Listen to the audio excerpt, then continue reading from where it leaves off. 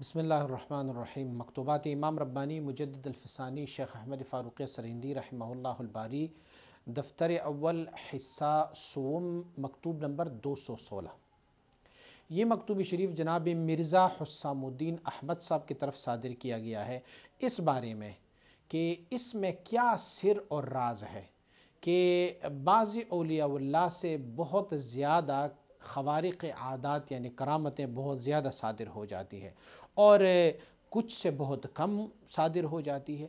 और इस बारे में ये मकतूब शरीफ के मकाम तकमीलु इरशादु अतम्मियत यानी इत्माम मकामात कहाँ हासिल हो जाते हैं, तकमील किसको कहते हैं और इरशादु तकमीलो इसी तरह अतम्मियत मकामात ये कहाँ कहाँ मिल जाते हैं। अल्हम्दुलिल्लाह रब्बिल आलमीन वस्सलातु वस्सलामु अला सय्यिदिल मुरसलीन व अला आलिहि व अस्हाबिहि अत्ताहिरीन अजमाइन। मेरे जहन में ये बात आ गई है कि अगरचे दोस्तों के दरमियान सूरतन दूरी बहुत ज़्यादा है और ज़ाहिरी मुलाकात भी मफ़क़ूद हो चुकी है और अगरचे ज़ाहिर तौर पर हम एक दूसरे से दूर है, लेकिन मैंने ये मुनासिब समझा कि मैं कुछ उलूम व मारिफ़ आपकी खिदमत में पेश कर लूँ, आपको बता दूँ, ताकि ये बुअद और दूरी जो सूरी है उसके बजाय मानवी दूरी जो है वो ख़त्म हो जाए और मानवी तौर पर हम एक दूसरे से मिल जाएं। इसीलिए मैं ये मकतूब शरीफ आपको लिख रहा हूँ। मखदूमा चूँकि बहस विलायत दरमियान में था कि वली कौन है, विलायत क्या है, कहाँ से कहाँ लेते हैं, क्या दार मदार विलायत जो है वो कसरत करामात पर है, करामात ज़्यादा हो तो वली ज़्यादा अक़रब होगा, करामात कम होंगे तो वली क्या कमतर होगा, ये मबहस में था। तो चूँकि ये मालूम है कि आवाम की नज़र जो है वो ख़वारिक़ आदात पर बहुत ज़्यादा पड़ती है। मसलन एक वली अगर ज़्यादा करामात दिखाते हैं तो आवाम ये कहते हैं इस वली का बहुत बड़ा मर्तबा है, यार ये बहुत साहिब करामत है। तो इसीलिए मैंने ये मुनासिब समझा कि मैं कुछ बात इस मौजू पर भी लिख लूँ आपको। सबसे पहले तो आप वलायत की तारीफ़ समात फरमाएँ। वलायत किसको कहते हैं? वलायत जो है वह इबारत अस फ़ना व बक़ास्त। वलायत कहते हैं किस चीज़ को? फ़ना और बक़ा को। फर्स्ट स्टेप जो है वो फ़ना है और उसी पर जो है वो बाद में बक़ा भी मुरतब है, यानी फ़ना फ़िल्लाह हासिल हो जाए। और फ़नाइयत में भी मशाइख़ ने फिर 3 फ़ना ज़िक्र की है, फ़ना फ़िश शेख है और फ़ना फ़िर रसूल है और फ़ना फ़िल्लाह है। सिलसिला अलिया नक़शबंदी ने 2 फ़ना का तज़किरा किया है, फ़ना फ़िश शेख है फिर फ़ना फ़िल्लाह है। मतलब फ़ना सबसे पहला स्टेप और पहली सीढ़ी है विलायत की मंजिल के लिए, उसी पर जो है वो मुरतब है बक़ा भी। मसलन किसी की फ़ना अगर अतम है, अकमल है, मज़बूत है तो उनकी बक़ा भी उसी सूरत हाल पे अतम व अकमल व मज़बूत होगी। और अगर किसी की फ़ना कमज़ोर है तो उनकी बक़ा भी उसी सूरत पर कमज़ोर होगी। मसलन ये कि फ़ना जो है वो बिल्डिंग की बुनियाद है, इस इमारत की बुनियाद है। अगर बुनियाद जितनी मजबूत होती जाएगी उतना उस पर मनाजिल और भी मंजिलें आप बना सकोगे, लेकिन अगर फ़ना और ये बुनियाद कमज़ोर पड़ जाए तो उस पर नहीं। तो वलायत किसको कहते हैं? फ़ना और बक़ा को कहते हैं कि ख़वारिक़ व कुशूफ़ अज़ लवाज़िम आनस्त। वलायत के साथ ख़वारिक़ आदात, करामात और कुशूफ़ जो है वो लवाज़िमात में से, फ़ना और बक़ा के साथ लवाज़िमात में से कम हो या ज़्यादा हो, लेकिन कुछ ना कुछ उनको कुशूफ़, कशफ़, कुछ ना कुछ जो है वो करामात जो है उनको दिखाई देते हैं। लेकिन इसमें मकसद ये नहीं है कि जिसकी करामात ज़्यादा हो उनकी वलायत अतम और अकमल होगी और जिसकी ख़वारिक़ आदात और करामात कम हो तो उसकी वलायत भी कम होगी, ऐसे कोई बात नहीं। जो कसरती ख़वारिक़ जो ज़्यादा करामात दिखाते हैं वो 2 किस्म के होते हैं, 2 चीज़ें होती हैं। क्या होती है? एक ये है कि दर वक्त उरूज बुलंदतर रफ्तन व दर वक्त नुज़ूल कमतर फ़ुरूद आमदन।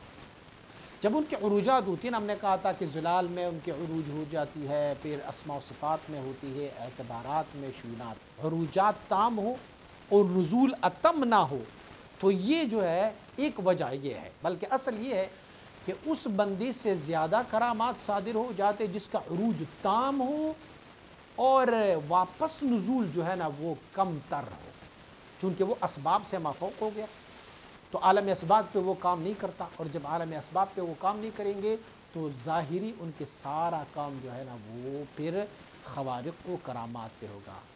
لیکن اس کا مطلب ہرگز یہ نہیں ہے کہ جن جن لوگوں سے کرامات اور خوارق عادات کام صادر ہو گئے ہیں تو ان کا نزول نہیں ہوا، نہیں، ان کا بھی نزول ہوا ہے، لیکن معنی اس کا یہ ہے کہ جن کی خوارق و کثرت سے ظہوری کرامات ہو جاتے ہیں ان کا نزول بمقابل اس بندے کے جس سے خوارق عادات کم صادر ہوئی ہو، ان کے بمقابلے میں ان کی نزول کم تر واقع ہو چکا ہے۔ عروج جس طریقے سے بھی ہو، لیکن جو صاحب نزول ہے ان کا کام کیا ہے؟ وہ عالم اسباب پہ کام کریں گے۔ میرے اور آپ کے آقا صلی اللہ علیہ وآلہ وسلم مبارک نے فرمایا ہے کہ آپ لوگ جب بیمار پڑ جائے تو دوائی کرتے رہیں، دوا کھاتے رہیں۔ اللہ رب العزت نے جو بھی بیماری نازل فرمائی ہے اس بیماری کے لیے اللہ کریم نے کوئی دوا بھی نازل فرمائی ہے۔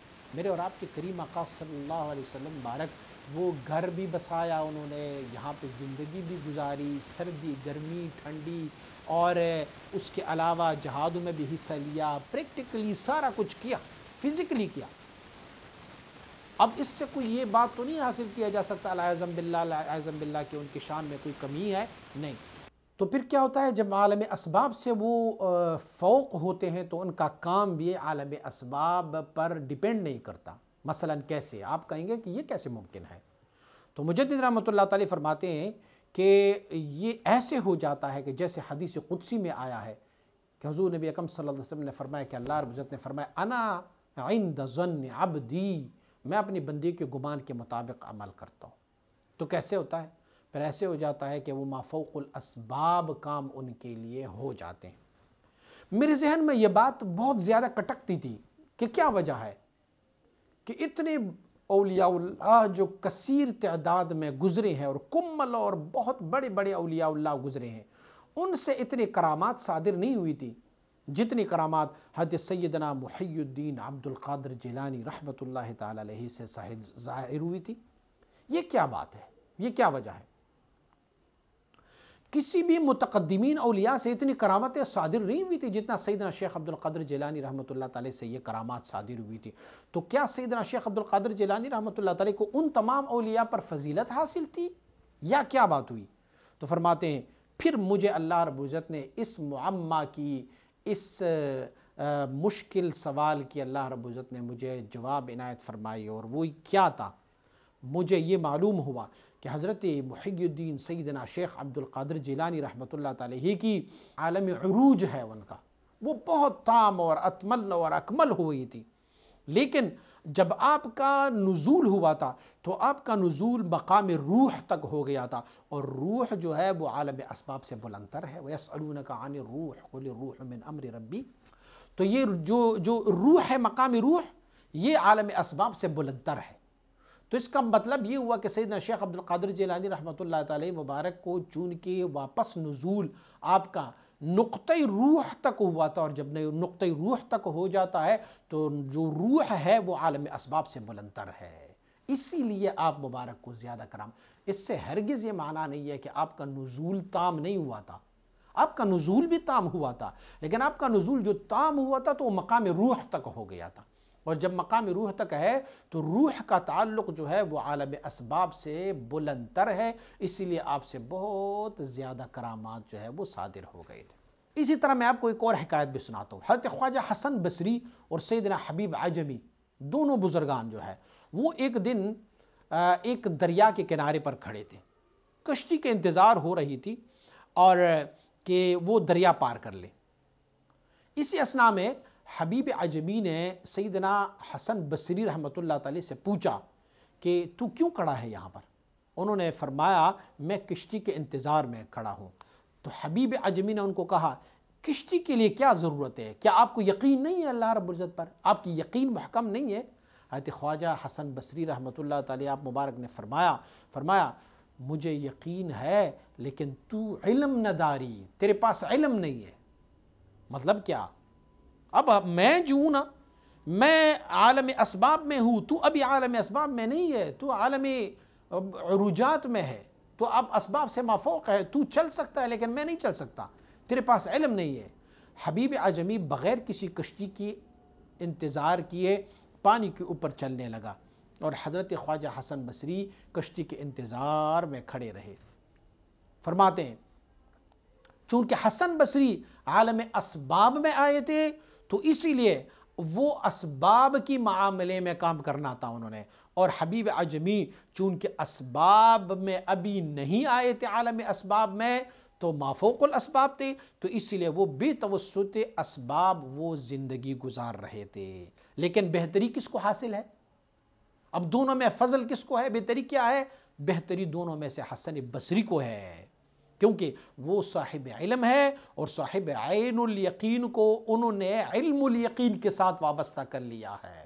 اب وہ اسباب میں آ گیا ہے، اسباب میں اس نے کام اسباب ہی سے کرنا ہے، اور اشیاء جیسے ہیں اسے ویسے ہی وہ پاتے ہیں۔ اب یہ ہوا کہ اس میں سے ایک بات اور بھی ثابت ہو گئی، چونکہ حبیب اعجمی صاحب سکر تھے، اور حضرت جناب حسن بصری رحمۃ اللہ تعالی یہ اب صاحب صحوہ تھے، تو حالت سکر میں بہت سارے لوگ وہ کام کر جاتے ہیں تو عالم صحوہ والے نہیں کر سکتے۔ مثلا آپ نے دیکھا ہوگا بہت سارے ایسے لوگ ہیں کہ جو آگ میں ہاتھ ڈال لیتے ہیں اور آگ اسے نہیں جلا دیتے، یا پھر کوئی ایسے بہت سارے لوگ ہیں، جیسے ابھی اس مکتوب شریف کے آخر میں بھی یہ بات آئے گی کہ ایک فرد کو متعدد مقامات میں دیکھا جا سکتا ہے۔ مثلا میرے ساتھ بھی بیٹھا ہوتا ہے، اور ایک بندہ عین ہی اسی گھڑی اسی لمحے وہ یہ سمجھ رہا ہے کہ بندہ میرے ساتھ میں بیٹھا ہوا ہے۔ تو ان میں سے پھر کچھ جو ہے اس کا مسئلہ یہ ہوتا ہے کہ اس کا مکمل نزول نہیں ہوتا عالم اسباب کی طرف، اور کچھ جو یہ ہوتا ہے کہ وہ عالم سکر میں ہوتے ہیں، اور جو عالم اسباب والے ہوتے ہیں جو اسباب میں نزول کر جاتے ہیں، ان کا کام جو ہے وہ اسباب میں ہی ہوتا ہے۔ جس کا عروج بھی تام ہو گیا، مجدد رحمۃ اللہ تعالی نے فرمایا میں آپ کو بتاؤں گا کہ مقام تکمیل و ارشاد کیا ہے۔ جس کا عروج تام ہے اور نزول بھی تام ہوا ہے، وہ بندہ یہ صاحب تکمیل بھی ہے، صاحب دعوت و ارشاد بھی ہے، اور ان کی ظہوری کرامات کمتر ہی کیوں نہ ہو لیکن یہ صاحب کمال ہے۔ اور جس کا عروج تام ہوا ہے اور نزول ابھی تام نہیں ہوا تو یہ ابھی صاحب تکمیل و ارشاد نہیں ہے، اور یہ عالم اسباب سے فوق ہے۔ اس کے بہت سارے معاملات جو ہے وہ ظاہر شریعت کے ساتھ ٹکراتے رہیں گے، اور وہ سکر کی عمل میں ہوں گے پھر۔ اور اب کیا ہوگا؟ قانون یہ ہے کہ مرید اور شیخ کے درمیان ایک مناسبت شرط ہے، دونوں کے درمیان۔ تو مرید اور شیخ کے درمیان جو مناسبت شرط ہوتی ہے اس میں سے ایک شرط یہ ہے کہ مرید چونکہ اسباب میں ہے، عالم اسباب میں ہے، تو پیر صاحب کو بھی عالم اسباب میں ہی ہونا چاہیے، وگرنہ پھر ایک دوسرے کو فیضان نہیں دے سکیں گے، ایک دوسرے کے فیضان سے محروم رہے گا۔ یعنی جو کسب و اکتساب والی بات ہے وہ پھر درمیان میں مفقود ہو جائیں گے۔ جیسے صاحب قبور سے جب آپ فیض لیتے ہیں تو ایک ان کا عام فیض ہے جو جاری ساری ہے، ایک ان کا وہ فیض ہے جس میں سے ہمارے مراتب قرب طے ہو جاتے ہیں۔ جیسے ہم اپنے ایک ظاہری شیخ سے اکتساب کرتے ہیں تو دونوں میں بہت فرق ہے۔ جو بندہ زندہ ہے وہ وفات شدہ ولی کے قبر سے اس طرح کا کام نہیں لے جا سکتا جس طرح کے کام اپنے ایک ظاہری شیخ سے جو ظاہری حیات میں حیات ہو۔ جسٹ پوری ہسٹری میں ایک بندہ ایسے گزرا ہے جس کا نام ہے ابو الحسن خرقانی، جنہوں نے بایزید بستامی کے قبر سے وہ والا اکتساب کیا تھا، لیکن اس میں بھی شرط یہ ہے کہ مناسبت دونوں میں شرط ہے۔ کیا مناسبت تھا؟ وہ بھی بقا کے مقام پر مشرف تھے اور یہ بھی بقا کے مقام پر مشرف تھے، تو اسی لیے ایک نے دوسرے سے اکتساب کر لیا، وگرنہ دوسری صورتحال میں کوئی اکتساب نہیں ہو سکتا۔ غالب یہ ہو جاتا ہے کہ جو بندہ عروجات میں جتنا بھی اوپر چلا جاتا ہے وہ اتنا ہی نزول میں اتنا ہی نیچے آ جاتا ہے، نقطۂ خاک سے بھی تحت وہ آ جاتا ہے۔ حضرت رسول اکرم صلی اللہ علیہ وآلہ وسلم مبارک جو ہے وہ سب سے عالم عروج میں فوق گئے تھے اور عالم نزول میں سب سے پایان تر آ گئے تھے، اسی وجہ سے کہ آپ کی دعوت بھی سب سے زیادہ اتم اور سب سے زیادہ اکمل اور تمام رسولوں سے بھی بڑھ کر ہے، بلکہ آپ امام المرسلین ٹھہرے، انبیاء اور مرسلین کے امام ٹھہرے۔ چونکہ آپ مبارک کی جو عروج تھی وہ بھی سب سے اوپر اور نزول کی نقطے میں بھی سب سے نزول تر تھا، اسی لیے آپ مبارک سے بہت زیادہ لوگوں نے اکتساب فرمایا ہے۔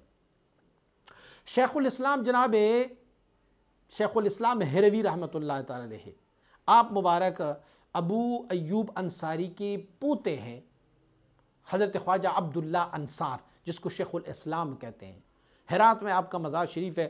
آپ مبارک فرماتے ہیں اگر جناب ابو الحسن خرقانی اور شیخ محمد قصاب یہ دونوں اگر حیات ہوتے تو اپنی مریدوں کو کہتے ہوتے تھے میں تم لوگوں کو محمد قصاب کی طرف بھیج دیتا، میں تمہیں خرقانی کی طرف نہ بھیجتا، یعنی خرقانی منتہی بود مرید ازوے بہرہ کم یافتے۔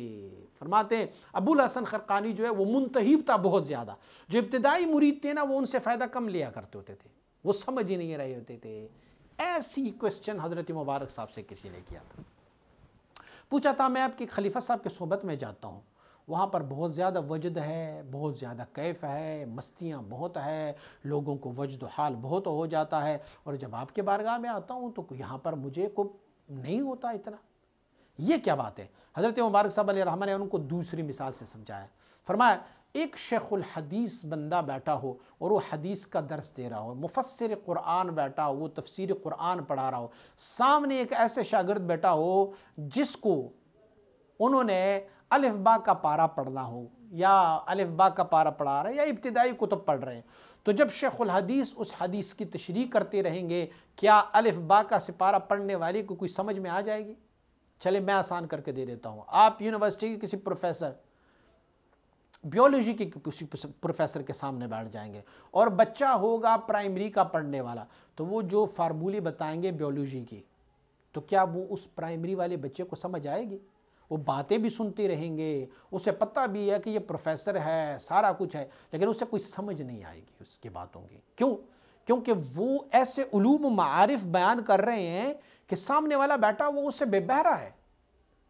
تو اسی لیے مبارک صاحب نے ان کو فرمایا کہ جس میرے خلیفہ کے بارے میں آپ کہہ رہے ہو ان کی مناسبت عوام کے ساتھ زیادہ ہے، ان کا تعلق عوام کے ساتھ زیادہ ہے، وہ جو ان کی فیوزات ہے وہ بہت کم تر فیوزات ہے، جو نافذ رکھنے والوں کے ساتھ ان کی مناسبت بہت زیادہ ہو جاتی ہے اور پھر وہ اس پہ یہ کیف طاری ہو جاتے ہیں، لیکن جو میرے پاس آتے ہیں تو چونکہ میرے علوم و معارف بہت بلند تر ہے تو یہ لوگ جو ہے ان کو نہیں سمجھ پا رہے ہیں، اسی لیے جب مبتدی کوئی مرید آ جاتا ہے تو ان کو لطیف قلب کا سبق دیا جاتا ہے، تو لطیف قلب کا سبق دیا جاتا ہے، شیخ جو کامل مکمل ہوتا ہے وہ انحطاط مرتبہ کر کے ان کو وہی کچھ پڑھا رہے ہوتے ہیں جو ان کے حال کے مناسب ہوگا۔ تو حضرت شیخ الاسلام خواجہ عبداللہ انصار رحمۃ اللہ تعالیہ آپ مبارک نے اپنی مریدوں کو فرمایا تھا کہ اگر ابو الحسن خرقانی اور محمد قصاب دونوں زندہ ہوتے تو میں تمہیں ابو الحسن خرقانی کے بجائے محمد قصاب کی طرف بھیجا کرتا ہوتا تھا،